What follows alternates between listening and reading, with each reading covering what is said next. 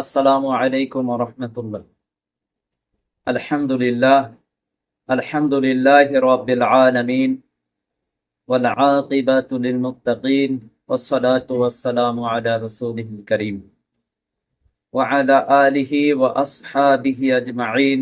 আম্মা বা'দু ফাআউযু বিল্লাহি মিনাশ শাইতানির রাজীম। বিসমিল্লাহির রহমানির রহিম।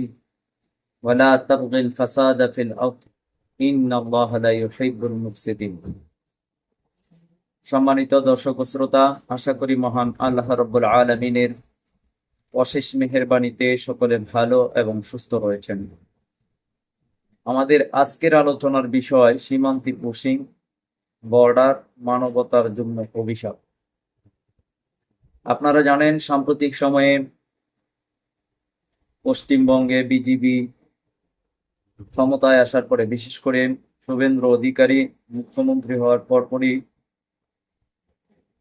ভারত বাংলাদেশ সীমান্তে উত্তেজনা বিরাজ করছে। পশ্চিমবঙ্গে মুসলিমদের উপর অমানবিক নির্যাতন শুরু হয়েছে। রেহাইজানি মসজিদ, মাদ্রাসা, ধর্মীয় স্থাপনা এবং মুসলিমদের বাড়িঘর, ব্যবসা প্রতিষ্ঠান থেকে শুরু করে সর্বত্রই উগ্র হিন্দুত্ববাদীরা নির্যাতন শুরু করে দিয়েছে। এমনকি মুসলিমদেরকে বাংলাদেশে পুশিং করার চেষ্টা করা হচ্ছে। সীমান্তের ওপারে অপেক্ষা করছে শত শত হাজার হাজার মুসলিম মা বোনেরা, যাদেরকে বিএসএফ বাংলাদেশে পুশিং করার ব্যর্থ চেষ্টা করতেছে। এমত অবস্থায় সীমান্তে পুশিং এটি একটি বেদনাদায়ক ঘটনা। আপনারা ইতিমধ্যে জানেন, বাংলাদেশ সীমান্তে দীর্ঘদিন ধরে প্রায় এক সপ্তাহ যাবৎ নারী, পুরুষ, এমনকি বাচ্চারা পর্যন্ত মানবতার জীবনযাপন করছে। এই যে পুশিং, এই যে সীমান্ত কাঁটাতারের বেড়া বা ভৌগোলিক সীমান্ত, এটি গোটা মানব সত্তার জন্যই, মানব জাতির জন্য একটি অভিশাপ। এটি ইসলাম দেয়নি। আল্লাহ তাআলা পৃথিবীতে মানুষকে পাঠিয়েছেন এবং তাদের উপর আল্লাহ তাআলা অসংখ্য অগণিত নিয়ামত দিয়েছেন। আর এই যে কাঁটাতারের বেড়া, এটি আল্লাহ প্রদত্ত নয়, আল্লাহ তাআলা দেয়নি এই ভৌগোলিক সীমারেখা। এটি সর্বপ্রথম কে দিয়েছে সেটি আজকে আমরা আলোচনা করব। 1915 সালের নভেম্বর মাস থেকে শুরু করে 1916 সালের মে মাস পর্যন্ত সাইক্স পিকো যে সীমান্ত চুক্তি, গোপন চুক্তি, যেটি মূলত একজন ব্রিটিশ রাজনীতিবিদ এবং ফ্রান্সের রাজনীতিবিদ মার্ক সাইক্স ও ফ্রাঁসোয়া জর্জ পিকো, এই দুইজন একটি চুক্তি করেছিল, যে চুক্তিতে রাশিয়াও সম্মত ছিল। এই চুক্তিটি মূলত করা হয়েছিল সিরিয়া ও ইরাক সম্পর্কে। মধ্যপ্রাচ্যকে কিভাবে নিজেদের নিয়ন্ত্রণে নেওয়া যায়, সেটি ছিল এই চুক্তির মূল বিষয়বস্তু। আপনারা জানেন, 1914 সাল থেকে নিয়ে 1918 সাল পর্যন্ত প্রথম বিশ্বযুদ্ধ হয়েছিল। সেই প্রথম বিশ্বযুদ্ধ মূলত উসমানিয়া সাম্রাজ্যের বিরুদ্ধে এবং উসমানী সাম্রাজ্যের পতনের দিকেই এই চুক্তিটি মধ্যপ্রাচ্যকে কিভাবে নিয়ন্ত্রণ নেওয়া যায় সেজন্য মার্ক সাইক্স ও ফ্রাঁসোয়া জর্জ পিকো এই চুক্তিটি করেছিল, যার কারণে এটিকে সাইক্স পিকো চুক্তি বলা হয়। আর বর্ডার বা কাঁটাতারের বেড়া, ভৌগোলিক সীমান্ত দেওয়া, এটি মূলত এই দুইজন ব্যক্তির দ্বারাই সর্বপ্রথম শুরু বা আবিষ্কার হয়। তারা এটি করেছিল মূলত মুসলিমদেরকে কোণঠাসা করার জন্য, মুসলিমদের মধ্যে বিভাজন তৈরি করার জন্য, মুসলিমদেরকে কৃত্রিমভাবেই সংকটের মধ্যে রাখার জন্য। যার কারণে এই বর্ডার মুসলিমদের বিরুদ্ধে ষড়যন্ত্র হিসেবে করা হলেও আজকে গোটা বিশ্বের মানুষ এই বর্ডারের কুফল এবং অভিশাপ দেখতে পাচ্ছেন। এই বর্ডারের কারণেই আজকে সীমান্তে নির্বিচারে গুলি করে মানুষ মারা হচ্ছে, কৃত্রিম সংকট তৈরি করা হচ্ছে, মানুষের মধ্যে বিভাজন তৈরি করা হচ্ছে, পরিবার এবং সমাজ থেকে বিচ্ছিন্ন করা হয়েছে।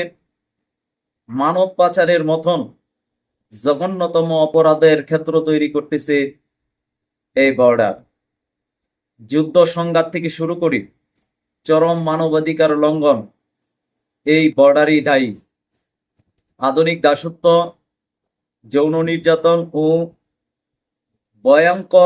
ভয়াবহ শোষণ এর জন্য দায়ী এই বর্ডার। আজকে এই বর্ডারের কারণেই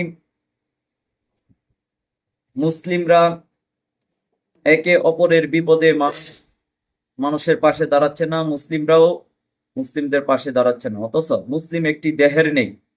দেহের কোনো জায়গায় যদি অসুস্থ হয়, যেমন ভাবে তার গোটা শরীর অসুস্থ হওয়ার কথা, ঠিক তেমনি ভাবে গোটা বিশ্বের যেখানেই মুসলিমরা নির্যাতিত হয় সেটি গোটা বিশ্বের মুসলমানদের কষ্টের কারণ হওয়ার কথা। কিন্তু এই বর্ডার, এই কাঁটাতারের বেড়া, এই ভৌগোলিক সীমানা মুসলিমদের হৃদয়ে প্রাচীর সৃষ্টি করে দিয়েছে, মুসলিমদের বিভাজন করেছে, মুসলিমদেরকে বিভিন্ন দেশে বিভক্ত করে জাতীয়তাবাদের মতন কুফরি আকীদা মানুষের মধ্যে ঢুকিয়ে দেওয়া হয়েছে। আজকে দেখবেন বাংলাদেশের মানুষ, তারা ভাবে যে আমরা বাঙালি। পাকিস্তানের মুসলিমরা বলে আমাদের জাতীয়তা পাকিস্তান। ইন্দোনেশিয়ার মুসলমানরা বলে আমাদের জাতীয়তা ইন্দোনেশিয়া। আসলে গোটা বিশ্বের মুসলমানদের একটাই জাতি, মিল্লাতা আবিকুম ইব্রাহিম ওয়া সাম্মাকুমুল মুসলিমিন। তোমাদের ইব্রাহিম আলাইসাল্লাম যে মিল্লাত, ইব্রাহিম আলাইসাল্লাম আমাদেরকে মুসলিম নামকরণ করেছেন। গোটা বিশ্বের মুসলমানরা যে যেখানেই থাকুক না কেন তাদেরকে মুসলিম হিসেবে পরিচয় দিতে হবে। তাদের জাতি তো একটাই, সেটা হচ্ছে মুসলিম জাতি। অথচ আজকে আমরা বাঙালি জাতি, পাকিস্তানি, ভারতীয় এইভাবে ভাগ করে মুসলিমদের মধ্যে হৃদয়ের দিক দিয়ে, আর্থিক দিক দিয়ে, আধ্যাত্মিক দিক দিয়ে আমরা বন্ধন তৈরি করেছি। আজকের এই বর্ডার থাকার কারণে এক দেশের মুসলিম নির্যাতিত হলে অপর দেশের মুসলমান তাদের পাশে দাঁড়াচ্ছে না, কারণ তারা সেটিকে তাদের দেশের অভ্যন্তরীণ বিষয় বলে চালিয়ে দেওয়ার ব্যর্থ চেষ্টা করে। আসলে গোটা মুসলিম বিশ্ব আপনার একটাই জাতি, একটাই ফিকির, একটাই চিন্তা থাকতে হবে, আমি মুসলিম।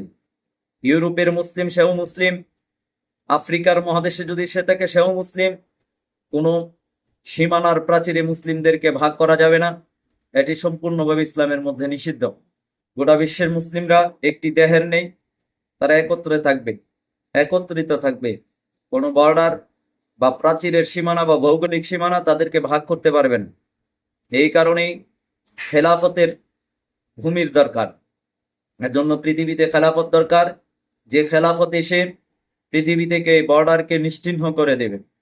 আসুন আমরা আল্লাহ প্রদত্ত যে আমির ইমাম মোহাম্মদ হাবিবুল্লাহ ভারতীয় উপমহাদেশের মুসলমানদেরকে এই কাঁটাতারের ভেড়া ভেঙে ফেলে একত্রিত হওয়ার উদাত্ত আহ্বান জানাচ্ছেন। এবং এই সীমান্তের যে পুশিং, এটি বন্ধ করতে হলে খেলাফতের চেতনা আমাদের মধ্যে লালন করা লাগবে। আমাদেরকে বর্ডার যে মানবতার জন্য, মানব সত্তার জন্য হুমকি, এটি যে অভিশাপ, সেটি মানুষকে বোঝাতে হবে। পরিশেষে আমরা শুধু এতটুকুই বলবো, সীমান্তের যে সমস্ত ভাইয়েরা রয়েছেন সীমান্তবর্তী এলাকাতে, আপনাদেরকে বলবো যারা সীমান্তে অপেক্ষা করতেছে তারা আপনাদের ভাই। সুতরাং তাদেরকে আমার আর আপনার মহব্বত করা দরকার। এজন্য মুসলিম এক দেশের মুসলমান আর এক দেশের মুসলমানের বিপদে পাশে থাকবে, এটাই হচ্ছে মুসলিমদের দায়িত্ব। কিন্তু আমরা সেই দায়িত্ব ভুলে গেছি, আমাদেরকে ভুলিয়ে দেওয়া হয়েছে ষড়যন্ত্রের মাধ্যমে। এজন্য আমরা বলবো এক সাইক্স পিকো চুক্তি, এটি বর্ডার, এই কাঁটাতারে বেড়া, কৃত্রিম যে বেড়া দেওয়া, বর্ডার দেওয়া, বিভক্ত করে দেওয়া, বিভাজন তৈরি করা, এটি হচ্ছে মানব সত্তার জন্য, মানবতার জন্য অভিশাপ। এ বর্ডারকে ভাঙ্গার জন্য আমাদেরকে আল্লাহ প্রদত্ত ব্যক্তিগণ যারা পৃথিবীতে এসেছেন এবং যারা আসবেন, তাদের মাধ্যমে ঐক্যবদ্ধ হয়ে আল্লাহর জমিনে খেলাফাতেন আলা মিনহাদিন নবুয়াতের আদলে খেলাফত ব্যবস্থাকে পুনরায় প্রতিষ্ঠার জন্য কাজ করতে হবে। আমরা শুধু এতটুকুই বলতে পারি, আমরা শুধু মাজলুমদের জন্য দোয়া করি এবং মাজলুমদের জন্য আমরা কাজ করতেছি, ইনশাল্লাহ কাজ করব।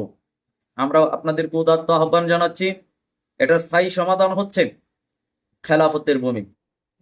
এর নাজাত এবং মুক্তির একটি পথ আল্লাহর জমিন আল্লাহর দিন প্রতিষ্ঠা করা, যার কারণে ভারতীয় উপমহাদেশ ইমাম মাহমুদ হাবিবুল্লাহ ইয়েমেনে মনসুর, খোরাসানে শুয়াইব ইবনে সালের আত্মপ্রকাশ এবং ইমাম মাহদির আত্মপ্রকাশের মাধ্যমে পৃথিবীতে ইনসাফ প্রতিষ্ঠিত হবে। আমাদেরকে এখনই ঐক্যবদ্ধ হওয়ার দরকার। আল্লাহর মনোনীত বান্দা ভারতীয় উপমহাদেশে গজওয়াতুল হিন্দের আমির ইমাম মোহাম্মদ হাবিবুল্লাহর মাধ্যমে ঐক্যবদ্ধ হয়ে আল্লাহর জমিনে আল্লাহর দিনকে প্রতিষ্ঠা করার জন্য আমাদেরকে কাজ করা লাগবে, আবেগ নিয়ন্ত্রণ করা লাগবে, ইসলাম সম্পর্কে আমাদের জ্ঞান অর্জন করা লাগবে। আল্লাহ তাআলা আমাদেরকে ইসলাম সম্পর্কে জ্ঞান অর্জন করার এবং ইহুদি খ্রিস্টানদের যে ষড়যন্ত্র মুসলিম উম্মাহকে ধ্বংস করার, এই বিষয়ে জ্ঞান অর্জন করেন আল্লাহর জমিনে আল্লাহর দিন প্রতিষ্ঠা করার জন্য কাজ করার তৌফিক দান করুন। শুধু ফরিয়াদ করি, হে আল্লাহ, গোটা বিশ্বের যত জায়গায় মুসলিমরা মাজলুম রয়েছেন, আল্লাহ আপনি তাদেরকে সাহায্য করুন এবং তাদের পাশে আমরা যাতে দাঁড়াতে পারি সেই শক্তি, সেই সামর্থ্য আমাদেরকে এবং সেই তৌফিক আমাদেরকে দান করুন। আমিন ইয়া রাব্বাল আলামিন। আসসালামু আলাইকুম ওয়া রাহমাতুল্লাহ।